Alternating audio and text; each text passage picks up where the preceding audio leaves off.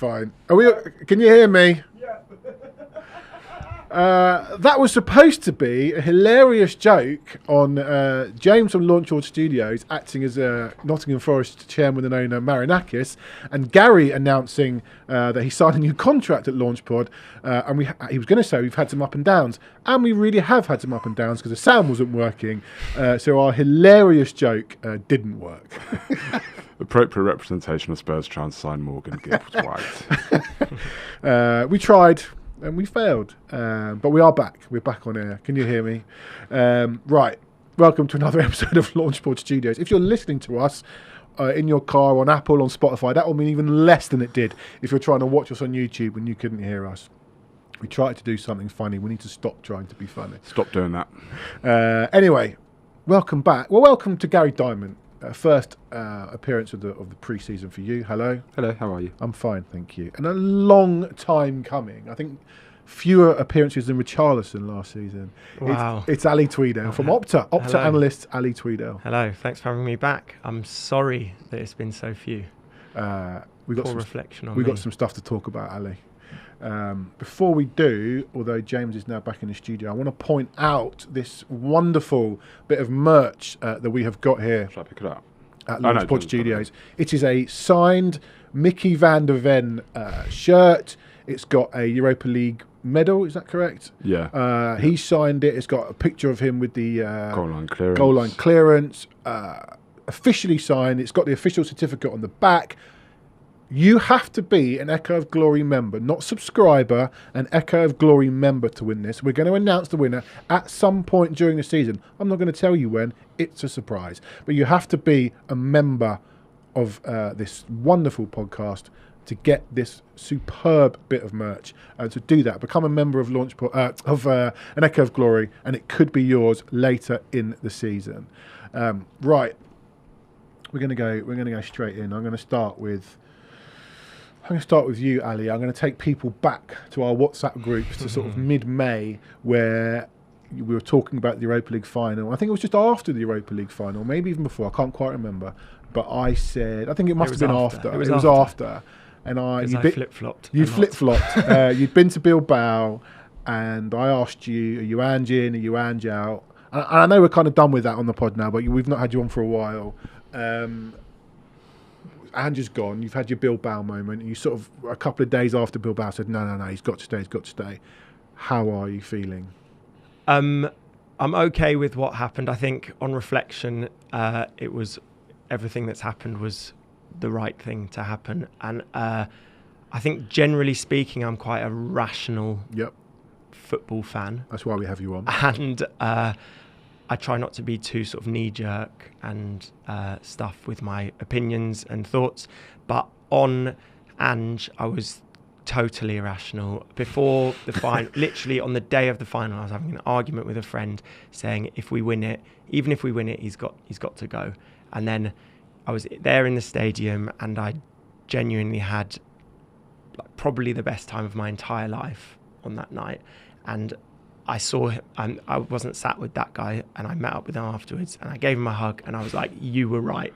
It changes everything. And I guess afterwards, with I went to the trophy parade as well, and I'm a sports journalist first, but I'm also a Spurs fan, and the winning the Europa League just changed me into the kid I was growing up loving Spurs. That's how it should be. Yeah. That's how it should be. Yeah. And I just wanted to continue that. I wanted to go to the first game of the season and it be a celebration, and it still just be the vibes of Bilbao. Well, they've managed to kill that, but anyway. and so getting rid of Ange was just that is over. Okay. And it was quite sad to think that's all it lasted. We've got to go back to we can't just ride this wave of glory for a bit longer. I don't want us to not win anything for another 5 years, but I wanted to. I felt in that moment, I was happy to just live off that win for a bit longer, and it didn't really matter if we had a season. Even though we finished 17th in the league. Yeah. And I did think there was a better team in there, and I felt he showed with winning the Europa League that He could adapt a bit, and he wasn't actually completely stupid. Right, yeah. But I know that now, I know that getting rid of him was the right decision. I know that things had to change, and I'm very excited about the future. I just wanted a bit more of... I just loved winning something. Yeah, I get it. I get you. Like you say, you wanted to ride the wave. I mean, the celebration should have been probably Brighton a few days later, and they actually dicked on us. I just kind of was like, it's just got to stop. All right, well, we'll talk about Frank and your thoughts on him a little bit later. Gary, we've had you on since Frank was appointed, but it's been a few weeks since we've had you on. How are you feeling about it all? I was enjoying the sort of downtime from the season and just sort of basking in the glory of having won the Europa League. First time that I wasn't actually that looking forward to a new season, because we could have just stopped football there and then. End of the game, that's fine. But as time's gone on, I have been sort of looking forward to the new season. Obviously, we signed Mohamed Kudus, which I think is a really, really good signing. And then the news broke 24 hours later about Morgan Gibbs-White. We were massive for 24 hours. And all of a sudden, you're looking forward to the new season and so on. And then, the preseason friendlies, I watched against Reading. I watched most of both of the games this weekend. I'm looking forward to the new season. I don't even care about, the disappointment of Gibbs-White and that. I'm really looking forward to the new season. Yeah? James just come. James just appeared. Is the sound working, James? Yeah, it's more that I've never seen anyone slapped like Oh, yeah, I'll sit up. All right, let's start with the news. People have mentioned Gibbs-White. Everyone. Oh, what are you doing? There you go. Thanks. Let's start with the news it was Saturday night that came out about Gibbs-White. In fact, let's take it back a couple of weeks. Like you said, we signed Kudus, and then 24 hours later we were supposedly signing Morgan Gibbs-White from nowhere. And it was like, oh my God, have Spurs turned a corner here? We're acting like a big club, and then there was all this talk of investment, which might still be true. We might have this £60 million swilling around. The sceptics, will say that money will suddenly just disappear. But we had this Gibbs-White, and it's all like, okay, where is he going to play? And people are dropping pods and TikToks about where he's going to play.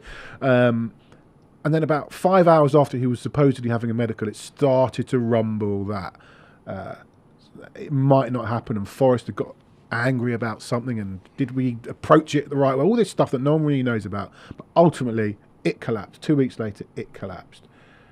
Firstly, using your Opta analyst, put your Opta analyst hat on, is Gibbs-White a player that we need, that type of player? And where do you think we go now that we haven't signed him? Yeah, I'm afraid I'm not going to really be able to answer this, because I don't really know if there's an alternative that does what he does, like that we would be able to sign from a lower league. What does he do? He's someone who moves the ball into more dangerous positions very effectively. Yeah. So in the opposition half and also in his own half. He's very adaptable. He's in a both ball halves. carrier, so he can beat a man. I think that's something in the Kudus signing and then going for Gibbs-White that Thomas Frank is looking to upgrade, is make us more players who can beat their opponent, because we don't have enough of them.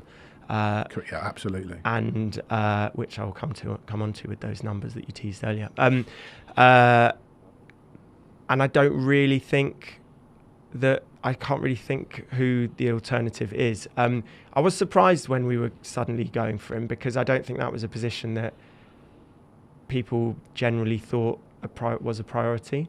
And I don't know what it would have meant for Maddison and or Kulusevski. Sorry, do you think it's someone that Frank came in and went, by the way, I really like this guy, could you go and get him for me?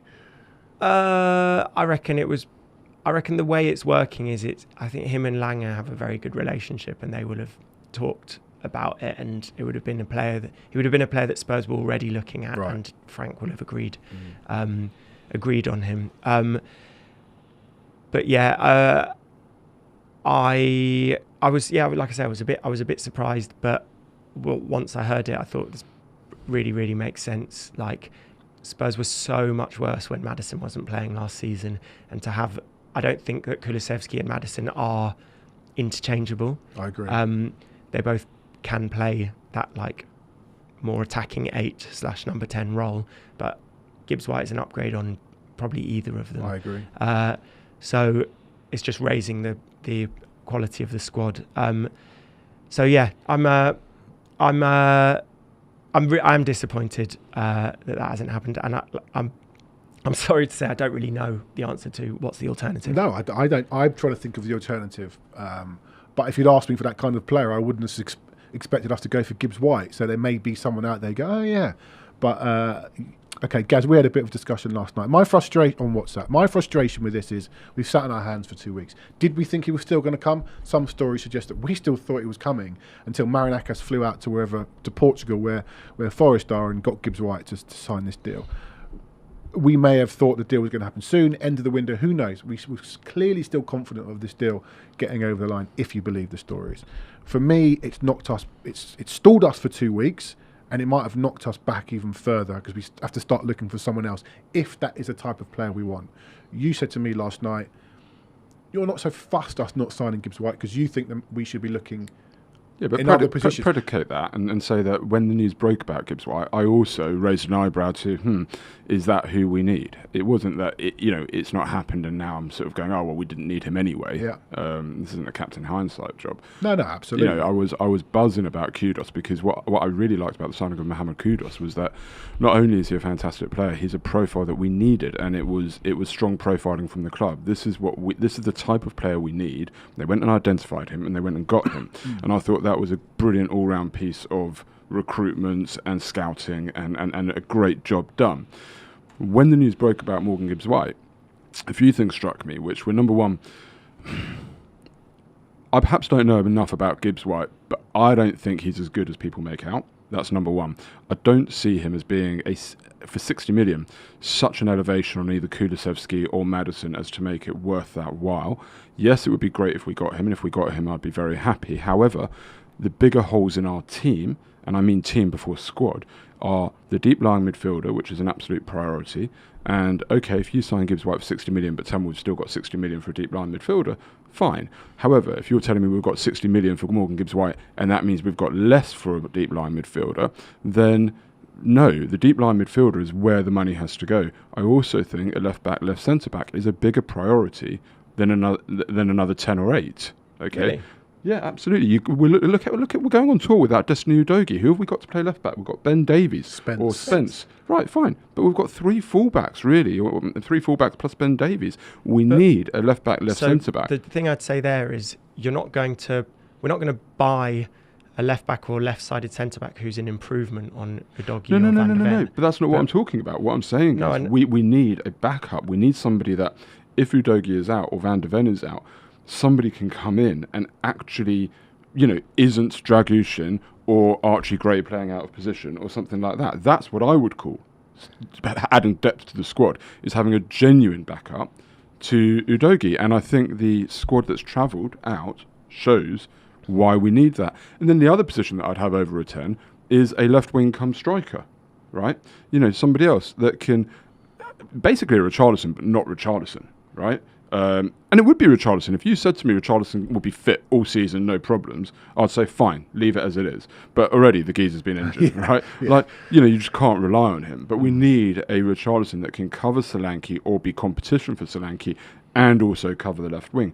All of those before Gibbs-White, in my view. And as to have we stalled for 2 weeks, I don't subscribe to the theory that teams do one transfer at a time. That doesn't make sense to me. I get that it may have disrupted our plans for a 10, but I can't believe they sat on their hands saying, right, we're going to see what happens with Gibbs-White before we look at a left-back or a central midfielder. Fine, but they've gone on tour without one.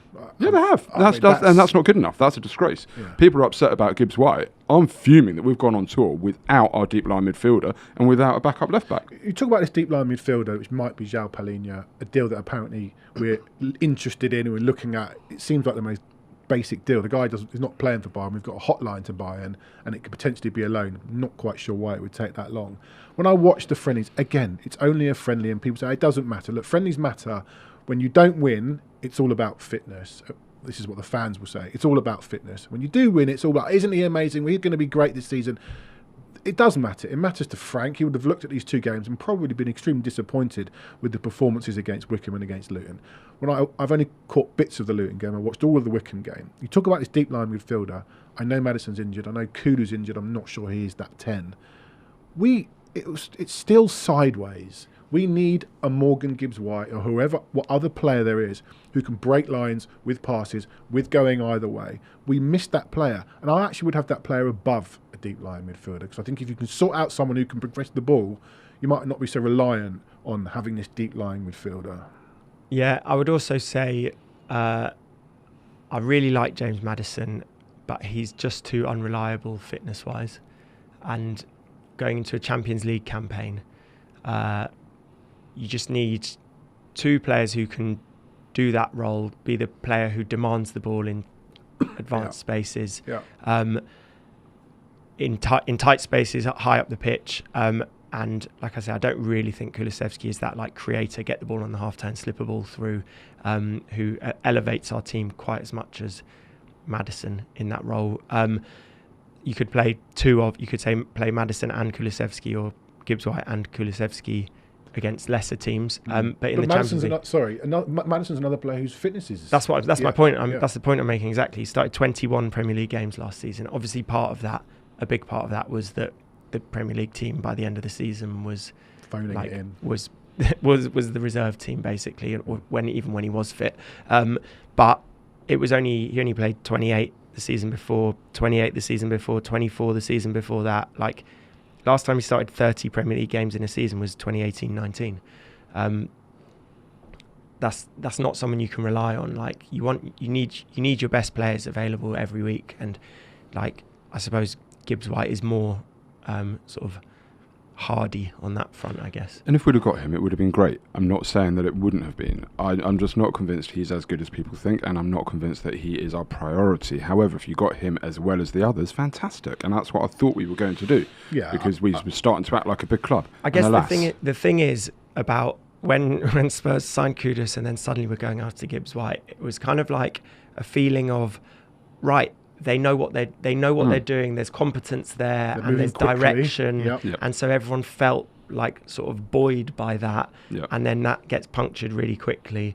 And so it feels much worse than if it had just been Kudus and then nothing. It feels worse because it was like, correct. Right, we thought we knew where we were going, and actually suddenly they're all in the office being like, what the hell do we do now? But realistically, that's not what's happened. Not quite what it is it? But it does feel like that. And I think you're right. You know, if there had been no mention of Gibbs-White and it had just been quiet for the last 2 weeks, yes, we'd all be frustrated and angry that we haven't got more players in. But at the same time, we'd be saying, well, that's how we operate now. You know, news doesn't really break until it's done, right? Yeah. So I'm not subscribing to the fact that they've been sat on their hands waiting for Gibbs-White with nothing else going on. It wouldn't surprise me at all if in the next week, you know, something is announced out of nowhere and we'll go, oh, great. But it's hugely, deeply frustrating and disappointing that we're going on tour without the players we need. And look, once again, it's back to the Levy out. He hasn't backed him. Ultimately, he was prepared to back him with 60 million for Gibbs-White, and something went wrong. And they've obviously been stunned, and it's put things, whether it's just that position or other things, have gone on hold in the last 2 weeks. My hope is that this is just a little blip in the road, a bump in the road, and this 60 million is still there, and these other targets are still there, and we're just basically 2 weeks behind where we wanted to be because of this Gibbs-White situation. How very Spursy. But maybe, like you say, in the next week, 2 weeks, they can rectify it. I would like to get to Burnley without just Mohamed Kudus being our only new player. I don't count Tell and Danso obviously as new players. We need new blood. Is this window frustrating because we're seeing other clubs spend a lot of money, buy a lot of players? We've had worse windows. We've had 2 windows without signing someone. But if you look at it now, the top 4 could potentially be a close shot. Arsenal, City, Chelsea, Liverpool are making brilliant signings. Chelsea are spending all this money. Liverpool have got money because they didn't spend anything last season. And Arsenal, to be fair to them, bringing in a lot of players. 5th, potentially very open. Villa struggling, got real problems with their PSR. Newcastle might lose it, having a very Spurs-style window. Their fans are livid, even though they've signed a top player in Elanga. That's another thing, by the way. I think Marianakis was like, one's enough. Elanga can go, Gibbs-White ain't going to. So 5th is probably up for grabs. United have signed Cunha, and Mbeumo, and this guy Diego Leon is a decent player if he gets in the team. I know it's July the 28th. I'm not frustrated. It's not time. It's not. But that's why people are frustrated. No, I'm not frustrated because of what other clubs are doing. I'm frustrated because of what we should be doing and are not doing. And I don't really like to look at what other clubs are doing. I couldn't care less what other clubs are doing. No, but you can see they're signing good players. I take a look at where we are and what we need to get to where we want to be. Okay, but other clubs are doing that. Fine, but that's up But to them. we've got to catch up. But my frustration is only in the sense that we're not. I couldn't care less what other clubs are doing. Right, I'm not going to compare Tottenham to other clubs. We finished 17th last season. Right. Okay, and I don't think that was because of the squad. I think the squad is much stronger than it showed. I think that is a squad that is about 6th to 8th. Okay, on reflection.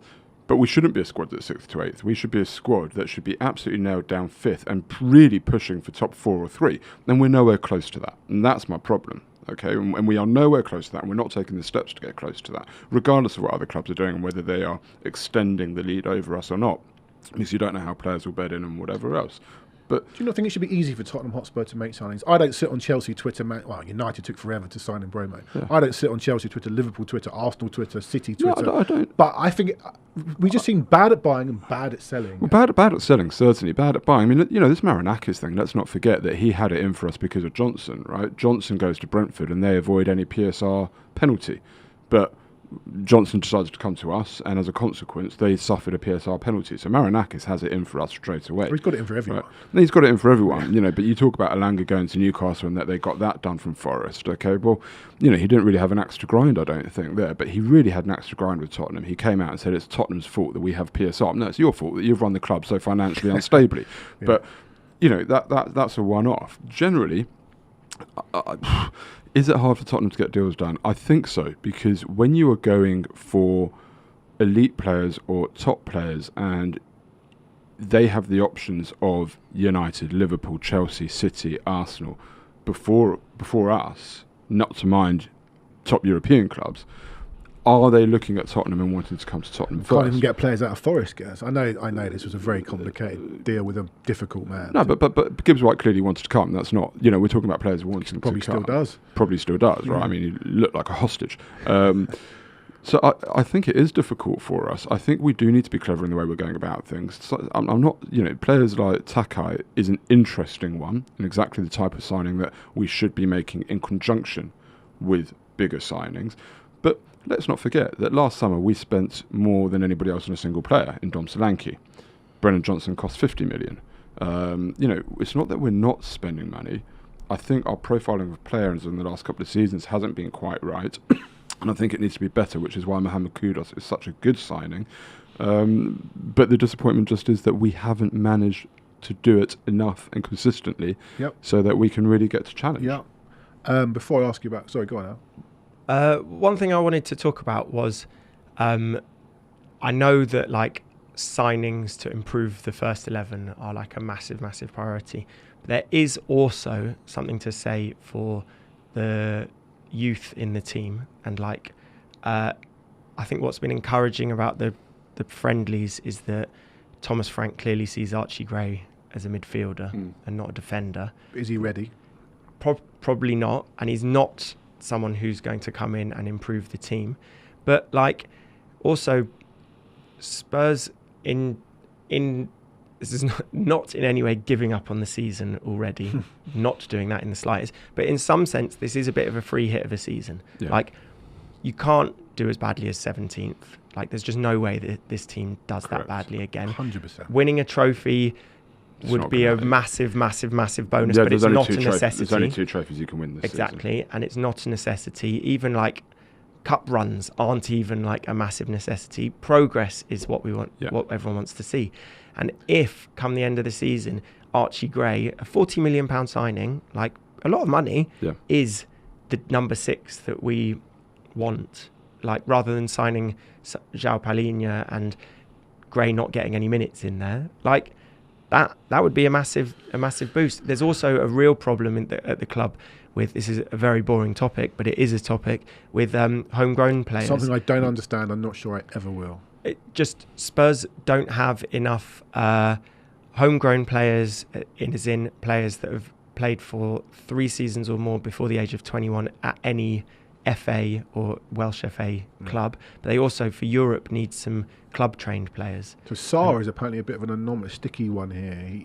Yeah, there are lots. I don't want to get into individuals because I don't know enough about it. But club-trained players, that's why there's been so many links to Kyle Walker-Peters, because you sign him back and he becomes a player who qualifies. And there's talk of Dennis Sirkin as well, who he's more attractive because of that, not because he's a particularly good player and he's going to improve the squad massively. And so there is something to say for asking Thomas Frank to develop some of the players who have come through. There's obviously a lot of there are talented players coming through. Like Mikey Moore needs to play a lot of football this season, whether it's for us or somewhere else. He's going to be going on loan to Rangers is the story this morning. Is that right this morning? Okay, well, fine, but players like Will Lancashire, Oluseze, they need to be getting minutes one way or another. And if they're not all going out on loan, which is something else that we've not done very well over the years, get players good loans where they're playing a lot of football at a decent level. If they're not going out, then you don't just want to be buying squad players who block their paths to the first team. Yeah, there's the other thing. There's a lot of work to do. The other thing about having club-trained players is that all of this with PSR, if you have players who you develop and can sell on, is way more useful than signing someone on a free transfer from somewhere else or for 10 million, because of this pure profit thing. They go down as they're much more beneficial to have good academy players to sell on. Wow, look at Chelsea. They sell academy players for 20 million quid. Bless you. Milton Nobrega, a name I've not seen before. First, it asks, "Are you João Felix, Ali?" Look like João Felix. Yeah, I'm off to Saudi for after this. And he also asked, "Is Thomas Frank going to be here in 18, 24 months' time?" Who knows? Yes. Yeah, I think he will be. 100%. Yeah, 100%. There was someone on Twitter last night who I'm not going to name, and he's not the only one, who said that if we don't win a trophy this year, it's not progress. I mean, it's we're not suddenly in a situation now we have to go win another trophy because we've won one, and the only sign of progress is winning another trophy. Nonsense. Progress for me is getting away from 17th, getting another 20 points on the board. We want it to be enjoyable. And going to Spurs and enjoying it. Last season wasn't enjoyable until the last couple of months when you're winning Europa League became a real possibility. Yeah. What you want is to be able to beat Man City at home. Did that last season, but beat Arsenal. Give Arsenal beat Wolves.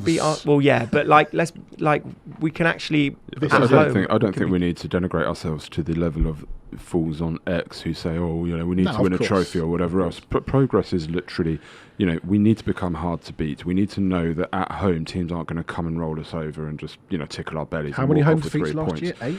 Progress is players staying fit. 10. Progress is actually seeing something that we can build upon. And as you say, putting 20, 30 points more on the board, finishing 5th or 6th this season, that's progress. It's not about the trophies this season. And people go, you're the problem if it's not about the trophies. No.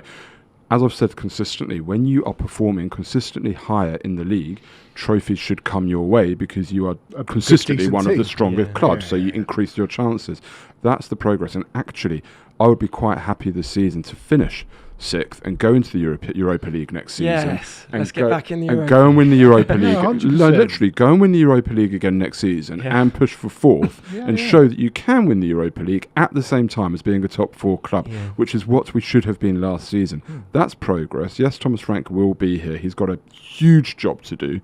I think when you take a look at the friendlies that have been played, you can see that the players don't really have the connections between them at the moment. I don't see many passing channels. I don't see, how we progress the ball forwards. And you're talking about Gibbs-White and whatever. I don't think, I think this is a team thing, and it goes back before Ange to Nuno, to Conte, to Mourinho, where none of these managers really advocated that passing possession game until Ange, but then he just got it completely wrong. So this is a team that hasn't really pressed and passed cohesively for the best part of 5 years. I think that is the mountain of a job that Frank has got. I think it's going to take a long time for him to sort because of general mismanagement from supposedly great coaches in the past. And I really hope that he's given some patience from the fans, because there is going to be a big switch from like, are you entertained, mate, to let's not lose this game. And the first few games, like, you could totally see us winning 1-0 against Burnley and like 84th minute, like scrappy goal or something like that, which obviously like would be fine, but it's not going to be pretty. I think the friendlies are sort of showing that like this team has to relearn how to play as a That's we exactly are what I was trying solid to say, yeah. first, not a Yes. let's just go 100%. And not solid in the way that we got through Frankfurt and United, where we're going to nick a goal and sit on the edge of our box and cross our fingers and pray to God that they don't score. But you say that. I've talked about Frank, and I feel like under him we might go to Chelsea and get something, Arsenal and get something. All these places where we've been, we just go to die every single season. But that might be nicking that 1-0. But it's called an adaptation. It's adapting. But that's not. Let's do that at Arsenal and Chelsea. 100%. Let's be realistic. Are we going to go to the Emirates and dominate possession and press high up on the? No. Arsenal are going to make us suffer. They're going to have possession. We're going to have to defend deep, and we're going to have to be absolutely clinical on the break. We're going to have to get Kudus high and get him really going in behind him. Talk about Kudus very quickly, very shortly. Just one thing on that. Away performances and performances under Ange. I was doing a bit over the summer for the Premier League TV, and I had to check a show they did on Bruno Guimaraes on his Newcastle journey. He's really good, actually. He seems a really good guy, and he's got a great story. But anyway, one of the clips, or a couple of the clips, were from Spurs. I think they beat us 5-0 when Van der Ven was standing on the halfway line and spent the entire afternoon chasing Isak. Yeah. And it was like, I'd forgotten about that, and it's like, how bad was that stuff? Yeah. Look, I know we're done with Ange and he's won us this and great, but none of that. And we won't do that stuff. We just won't do that stuff. I just hope we're hard to beat. We trot up down the high road and we enjoy going to Spurs. But I do. The point I was making was that I think at first it's not going to be very pretty. They're going to look a bit disjointed. Like that could easily happen where the first few weeks of the season, months maybe, are not that exciting. But interesting, under Ange, it was the opposite. Yeah. And it was meant to be. He made slow starts wherever we went until. We had that West Ham friendly where I think we lost in the end, but we should have scored about 15 goals. Yeah. And we ended up losing to West Ham, and then we had the opening games of the season, and it was electric. And it's going to be different, and people have to understand it is going to be different. I think there's going to be. The next three games are going to cause sort of a lot of 4 games. 4 games. You're going to see a lot of people sort of having meltdowns. You've got Arsenal, Newcastle, Bayern, PSG. And PSG. Oh, yeah, I'll be having my meltdowns. I mean that is that's not attractive, is it? And I think. But we'll learn a lot more. We'll learn a huge. I'm sure we'll be better than we were in the 3 friendlies we've played. It'll be different. Yeah. I think we will see a step up from us. Yeah, I think it won't be 2 separate teams like it was on Saturday. But what I think is going to be the challenge for us is in those games we're going to see a team that isn't going to dominate so much, and it's kind of almost for me the best but worst preparation going into Burnley, because you're going to have 4 games where it's going to be back to the walls. We're going to have to defend. I can't see us taking the game to any of these teams, really. And that's fine, because let's learn how to not lose first. But going into Burnley is like, well, okay, how do we now break down a team properly? This is why I think, Gaz, I think that a player like Gibbs-White is so key. If we are going to sit in, you need to get out. Bergval's great, by the way. I think he's quite similar to Gibbs-White. He's played, I don't know, 25 Premier League games. Gibbs-White's played 150. Yeah. They're very similar, and I think maybe that it was a Bergval and Gibbs-White would be that player. But Sarr played in the 10 on. Sarr can't be. Can't be. Scored 2 goals. Yeah, he did. That's because he's athletic and he reads the game well and fine. But he ain't going to be our 10, thankfully, for the season. Well, I hope not. All right. So one player on the plane. The only real new signing is Mohamed Kudus. Really happy. Like I said last week, I think he's a great player. One of those players, when I watch him, I'm like, where were we when West Ham signed him? Why didn't we sign him? And also because it's boiled a lot of piss from West Ham fans. But he is just a really, really good player. You say where were we? It's not even as though he came from an unknown. He was at Ajax, was he not? Doing well in the Champions League. Yeah. I mean, fair play to West Ham. Yeah, absolutely. But how did we not spot that? Yeah, don't know. I'll just talk very quickly about Kudus. Just got a few numbers around him, and I do think that everything I'm going to say is the kind of thing that I could say, and the kind of people who don't like data would be like, well, I don't need you to tell. I don't need a maths nerd to come on and tell me that. But it will maybe make some sense why I'm saying it all. So Spurs' players attempted more dribbles than any other team in the Premier League last season. Doesn't feel like it. Wow. They completed the 9th most, so they had the worst dribble success rate in the whole league. The only team to go below 40% with their dribble success rate, 39%. So they were told to try and dribble, but they didn't do it very well. And I think the only one of their any attacking players who sort of was high up for dribbles completed per game was Mohamed Tell, who only joined near the end of the season. Jed Spence was our best dribbler last season. So I think in that sense, it makes complete sense to have someone... Yep, ball carrier. Yeah, a ball carrier. Another thing I found interesting, so there's a little plug here. Something new that Opta are bringing out is something called Opta Vision, which uses tracking data combined with event data to add some extra context. So you can see the positions of every player on the pitch when any player makes a pass, makes a dribble, something like that. And one thing that we can tell is that Spurs spent more time with overloads out wide. So an overload, very simply, is having more players than having the ball and having more players than the opposition in that area of the pitch. Had spent more time with overloads than any other team in the Premier League. More of their time with the ball with an overload created. So what that tells me is you don't have good dribblers, you need more players near the ball.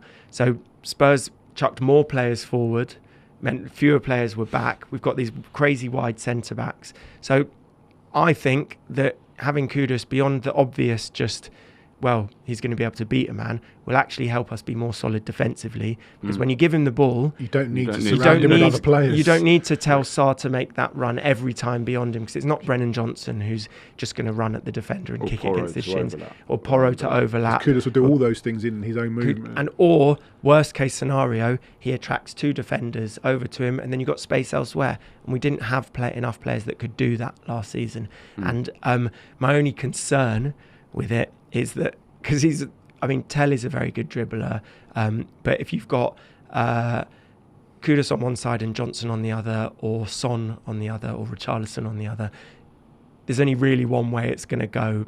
That we don't have another option. But if you have Tell on the left, and therefore you've got 2 ball carriers, who can stay high and wide with pace, you can really aggressive. stretch. And I've said last season, I think Tell is an aggressive player. Yeah. I do really like him. I think there's a lot. I just don't know how much he's going to play. I think Kudus is he's a shoo-in. He starts every game, every big game. And I don't think Tell's quite there yet. No, he's still not. very young. But I think it's a really, really, really positive signing. It was exactly what we needed. Yeah.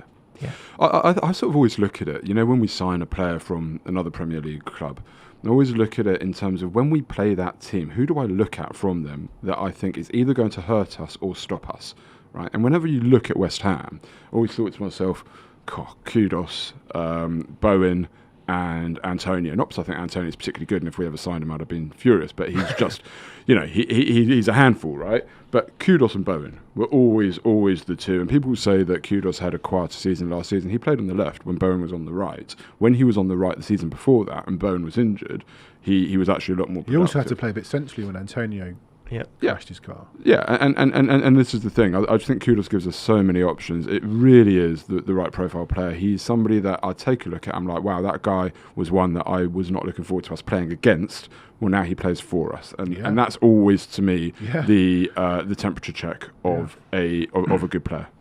Are we confident with our front 3? Some Pilch here, not a fan of Tell. I'm not Tell's biggest fan. Very raw. I worked on the 21s this summer.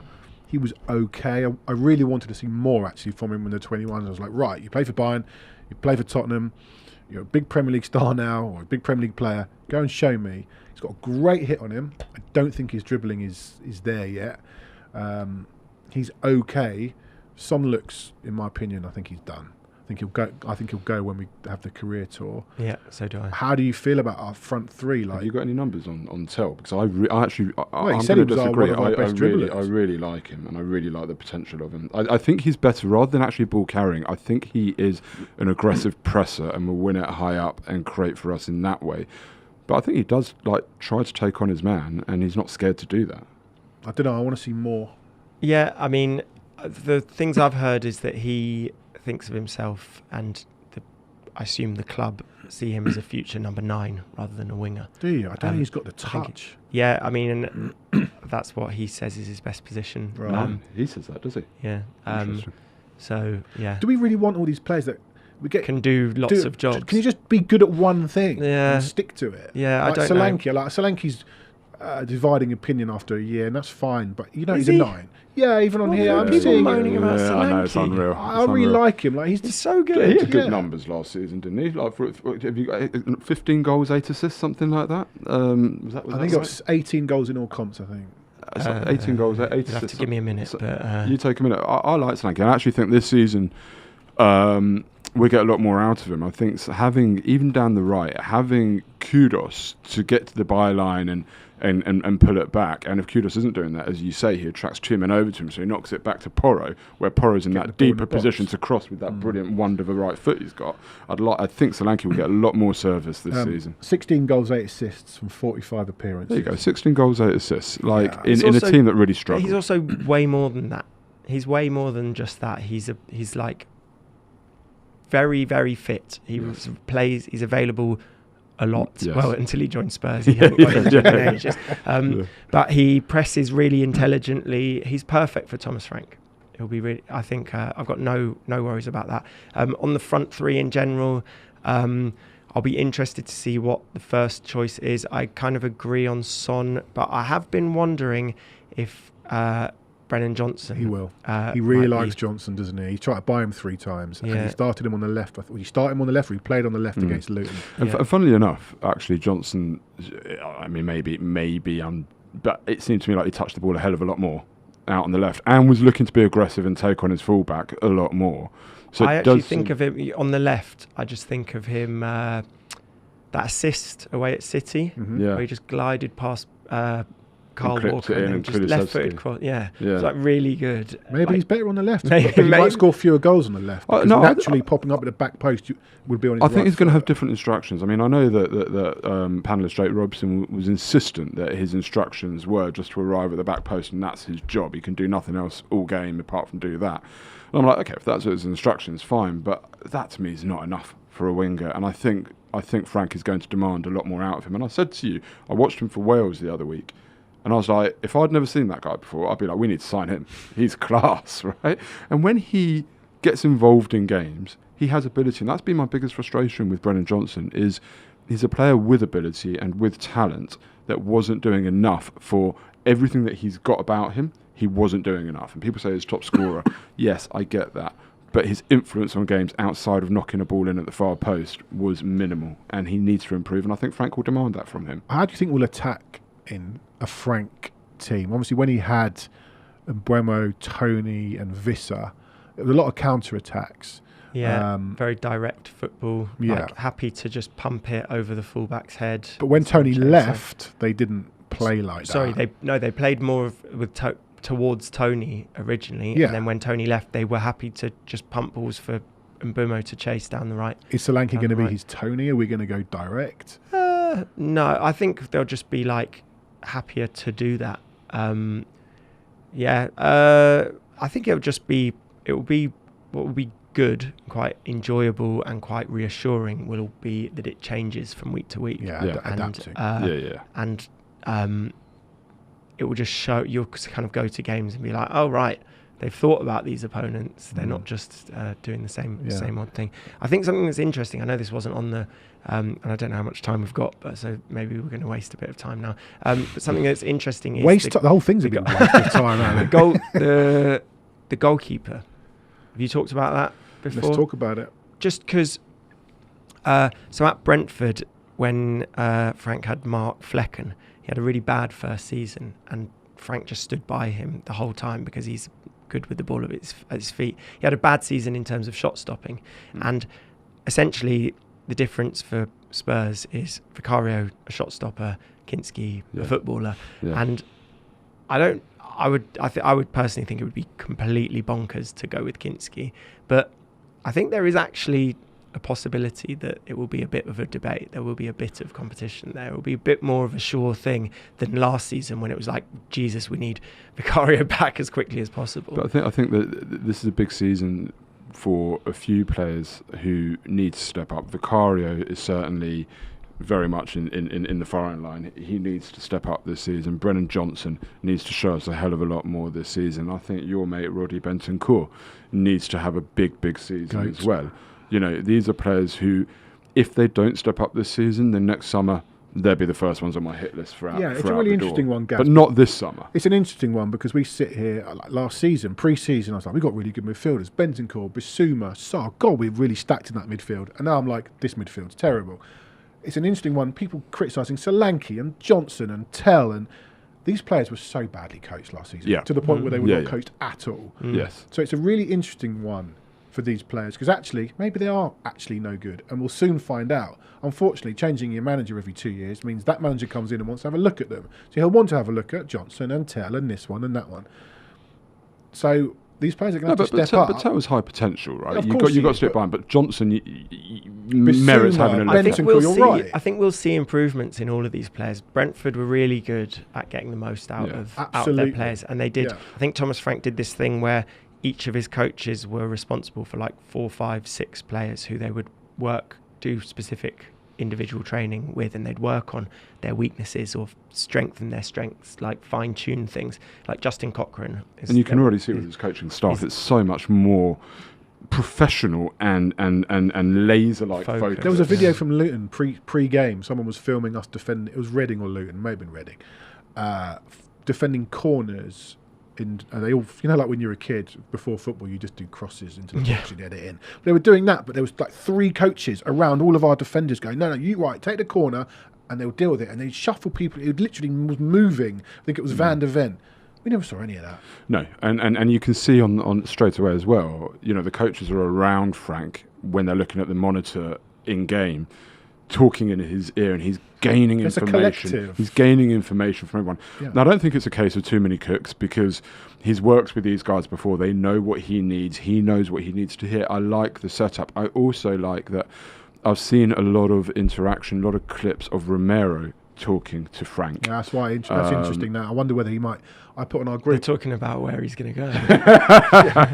Frank's got a place in Madrid. There was a clip, I think, against Wickham, where I think at half time that Romero and Frank were deep in conversation, and it does look. Do we think like he could be captain? And I think it was Jake or Adam Nathan said he barely speaks English. No, but he does. He does speak English, and enough to be captain. He absolutely does speak English, and you know, when you see Romero in the final of the Europa League, there is no other defender you would want going into a big game than Cristian Romero, who just knows how to get it done. And if he's switched on and motivated and bought in for the season, and if Frank is getting him under his wing like this, like a new signing? And saying, no, he's not like a new signing at all. But Frank's getting him under his wing and saying, you are going to be my voice on the pitch. You're my leader. Yeah. Then I think Romero could go on to be big. And I just like how things are coming together with this. But certainly, you know, somebody's asked here, are we worried about the lack of outgoings? And that, I think, is what is hamstringing us at the moment. It seems to be the same story every summer about what is hamstringing us. Why are we so bad at selling?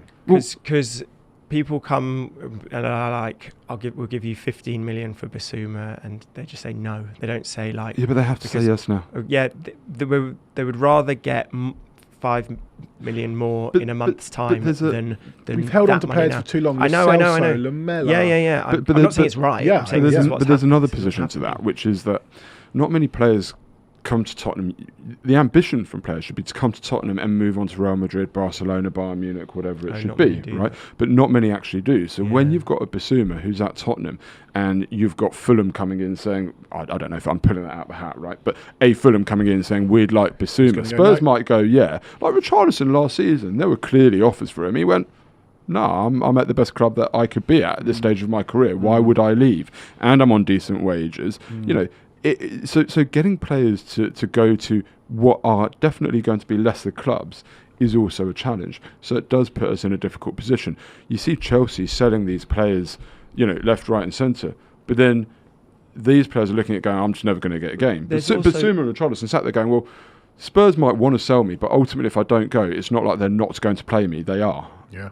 There's also not much, it's not obvious who's going to go.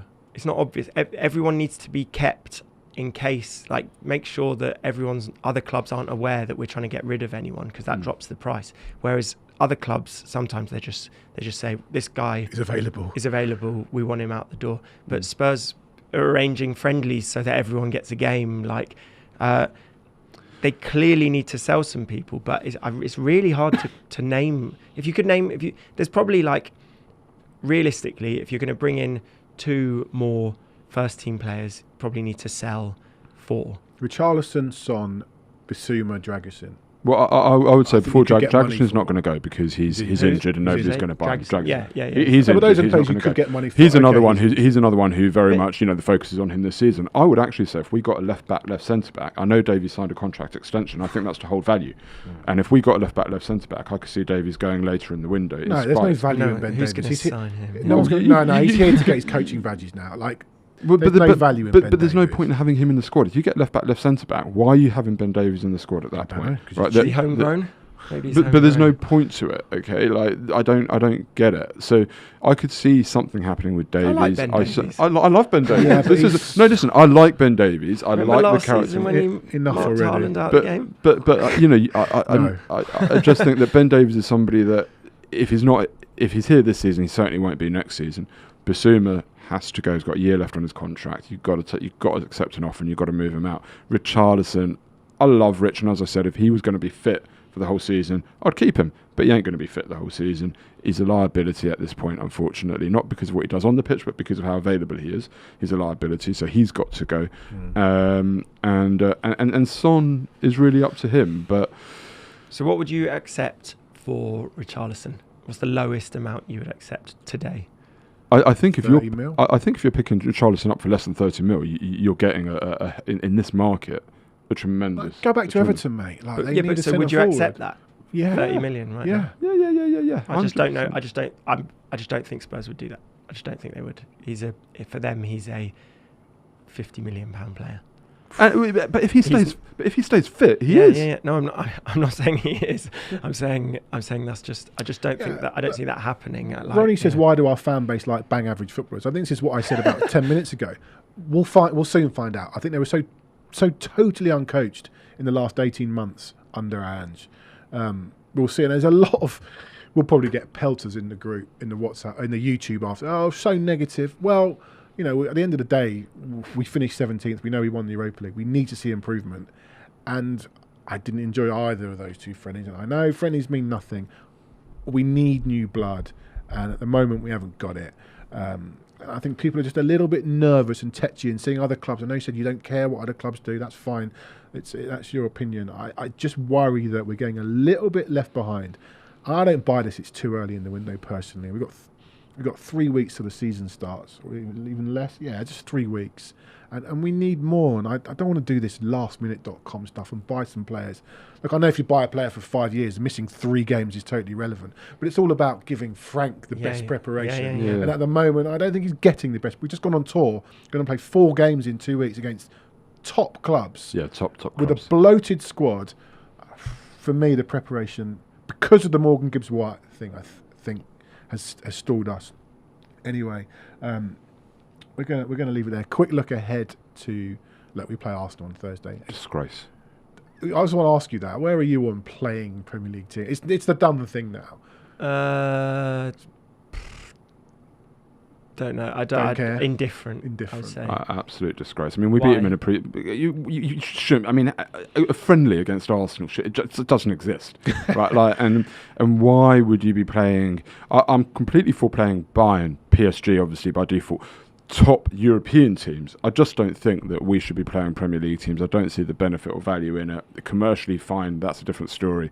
But why are we playing Arsenal in a pre-season friendly? That is an utter disgrace. What if it means that Spurs have a few more million quid to spend in the commercially fun? But you telling me that that wouldn't happen if we played Juventus or AC Milan or Inter Milan or other big clubs? That's got to be. I'm no expert, but I would say Arsenal. probably. Yeah, I think like the draw of having a Premier League match. Listen, the way football's going, it is what it is, right? But for me, it's an absolute disgrace. And, do you think this is it for Son, Gaz? Do you think this is his farewell tour? Yeah, absolutely. I think he'll be going. I think the noises around LA sound quite concrete the more you read into them. That's an interesting one, because what is Son's value?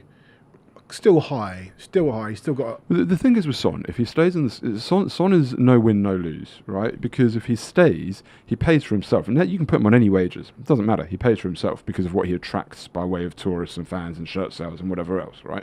So his commercial value is neither here nor there. However, within the squad, I think we need, and he still had decent numbers last season, but I just think we need to be moving on from Son, and I'd love it if his last competitive game and the last action that he had really as Spurs captain was lifting that trophy. Build that statue on the South Stand Plaza of Son, lifting that trophy and wave him off, right? Because you talk about Richarlison's value, Ali. Yeah.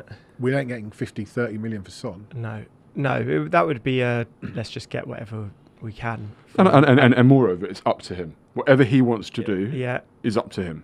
I actually think like the end of the season, he was clearly like showing real signs of what everyone thought was aging. Might well be, might not be, and like looking like it was the end for him. But we're all very quick to like forget the rest of the season. Spurs' best games came, apart from the 3-0 at United, I think he missed, came when he was playing. Yeah, of course. He made us better. Because we don't have other wingers. We didn't. But Spurs won 41% of the Premier League games, of the 24 games Son started, 41%, and they won 7% without him. So I think that was one win from 14. Look, a good Son is an absolute asset. I'm just a little bit concerned that it's waning. And also, but I think he does more than everyone. He is waning, and like a player like that who is all about explosive movements and pace and beating a man and stuff like that is always going to happen at some point. I just wonder if are we, for the sake of